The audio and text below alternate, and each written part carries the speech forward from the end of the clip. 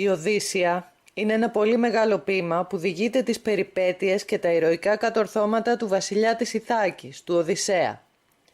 Το ποίημα αυτό λέγεται έπος και είναι φτιαγμένο με κάποιους συγκεκριμένους κανόνες που ακολουθούσαν τότε τα ποίηματα ή μάλλον τα τραγούδια αυτού του είδους. Πρώτα-πρώτα ο ποιητής ζητάει τη βοήθεια της Μούσας, μιας θεάς που είναι ειδική για τέτοιες δουλειές. Αόρατη από όλους, η Μούσα σφυράει στον Όμηρο τα λόγια του τραγουδιού, κάτι σαν αρχαίο σκονάκι. Ο Όμηρος ξαναλέει με τη σειρά του αυτά που του ψιθυρίζει η θεά, ενώ τα συνοδεύει παίζοντας τη λύρα. Ο κόσμος φυσικά ευχαριστιέται να ακούει ένα τραγούδι που έχει τέτοια θεϊκή έμπνευση. Τα χρόνια τα παλιά, και μάλιστα όχι και τόσο παλιά επίσης, που δεν υπήρχαν ράδιο και στερεοφωνικά, βιολιτζίδες, μπουζουξίδες, λυράριδες και τραγουδιστάδες ήταν σε πρώτη ζήτηση γενικότερα. Πάει λοιπόν ο Όμηρος από χωριό σε χωριό και από πανηγύρι σε πανηγύρι, και αν κάπου δεν πολύ συμπαθούνε τους τραγουδιστές, αυτός φεύγει και πάει παραπέρα, γιατί το τραγούδι του είναι σπουδαίο και πρέπει να ακουστεί. Και ξεκινάει με αυτά τα λόγια η Οδύσσεια. «Τον άντρα τον πολύτροπο πες μου θεά, άνδρα μη ένεπε Μούσα πολύτροπον».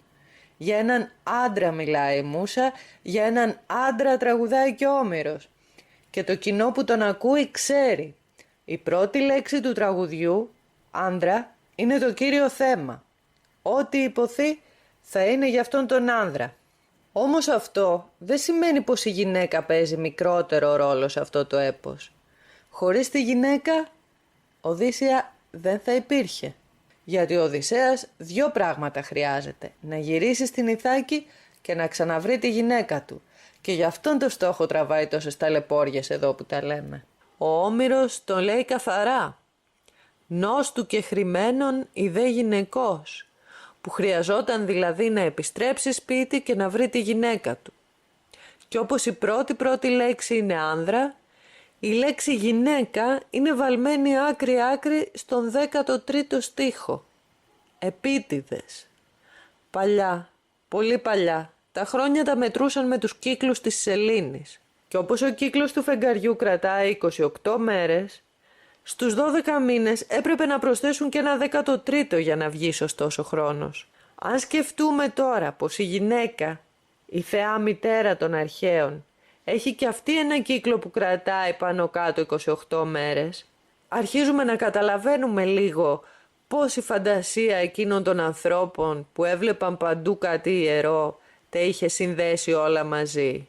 Φεγγάρι, γυναίκα, θεά. Ο Όμηρος μας το θυμίζει με το ποίημα του. Αυτή λοιπόν τη γυναίκα, τη δική του, την άφησε στην Ιθάκη ο Οδυσσέας και έλειψε χρόνια πολλά μέχρι να πέσει η Τρία. Χάρη στο κόλπο του με τον δούριο ύπο. Έχει απειβδίσει πια ο άνθρωπος, ήθελε να γυρίσει. Μπήκε λοιπόν στο πλοίο του, πάλεψε με τα κύματα, ναυάγησε, κόντεψε να σκοτωθεί, να φαγωθεί, να πνιγεί πόσες φορές. Μα εκείνος εκεί το είχε πείσμα να φτάσει στην πατρίδα. Αυτή η φωτογραφία είναι τραβηγμένη στην Κρήτη στις αρχές του περασμένου αιώνα. Όμως τα πράγματα δεν έχουν αλλάξει και πολύ. Καμάρι και μεράκι ενός άντρα είναι ακόμα το σπίτι του και η οικογένειά του. Και σκέφτεται ο Οδυσσέας την Πηνελόπη που είναι μόνη, το γιο του που θα έχει μεγαλώσει και καίγεται από τον καημό του να τους ξαναδεί. Όμως εμπόδιο φοβερό τον κρατάει μακριά τους. Η νύμφη η Καλυψό που τον έσωσε όταν είχε ναυαγίσει θέλει να τον κρατήσει κοντά της. Και όσο εκείνη επιμένει 7 ολόκληρα χρόνια, εκείνος κλαίει και λιώνει πλάι στη θάλασσα. Κάρβουνο έχει γίνει ο κακομοίρης. Να φύγει θέλει, μα η θεά δεν τον αφήνει. Και όταν ο Δίας προστάζει να τον αφήσει ελεύθερο, στη 5η ραψοδία, η Καλυψό σκαρφίζεται άλλο κόλπο για να καταφέρει τον σκοπό της.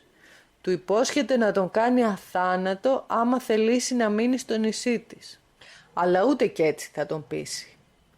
Το σπίτι του ζητάει ο Οδυσσέας, ελπίζοντας πως και η Πηνελόπη τον θυμάται όπως θυμάται αυτός εκείνη. Θέλοντας και μη, τον αφήνει η Καλυψό να φτιάξει μια σχεδία και να ξεκινήσει μόνος πια για την Ιθάκη. Με το συμπάθειο κιόλας για τον πίνακα που δείχνει πολλούς ανθρώπους στη σχεδία, αλλά ήταν πολύ ωραίος και ταιριαστός με την ιστορία. Τέλος πάντων, ο εχθρός του, ο θεός Ποσειδώνας, τον παίρνει χαμπάρι καθώς ταξιδεύει και εξαπολύει μια τρομερή τρικυμία, έτσι για να μην τον αφήσει σε ησυχία. Άλλη μια φορά ο Οδυσσέας ναυαγεί, χωρίς να του έχει μείνει τίποτα πια.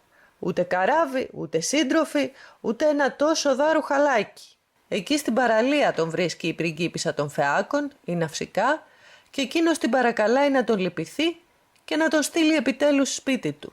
Θα τα καταφέρει τελικά να φτάσει στην Ιθάκη ο ταλέπορος ο ήρωας?